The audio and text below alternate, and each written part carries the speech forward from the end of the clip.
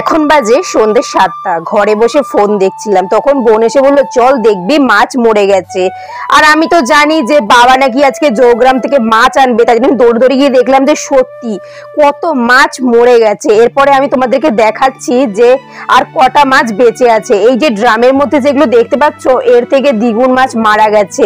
তারপরে যেন একটা কুচে পালিয়েছে, মানে কি বলবো। আর এইসব মাছ দেখে আমাদের ওই চিনি মানে বিড়াল, আমরা কিন্তু বিড়ালের নামটা চিনি তোমাদেরকে জানিয়ে দিলাম।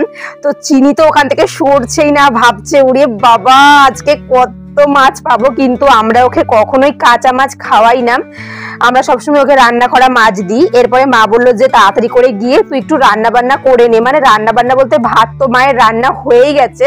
আমি তো রাতে আর ভাত খাই না, রুটি খাই না, এসব কিছুই খাই না।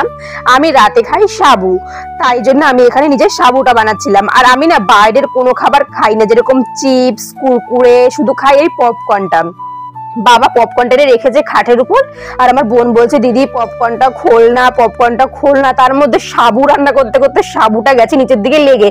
আমার যা মাথা গরম হয়ে যাচ্ছে, পিছন দিয়ে এসে শুধু এ দিদি পপকর্ন দে পপকর্ন দে, খুব রাগ হয়ে যাচ্ছিল। তারপরে আমি ভাবলাম যে ঠিক আছে ওকে কটা পপকর্ন দিয়ে পাঠিয়ে দিই, তাহলে তো আর ডিস্টার্ব করবে না।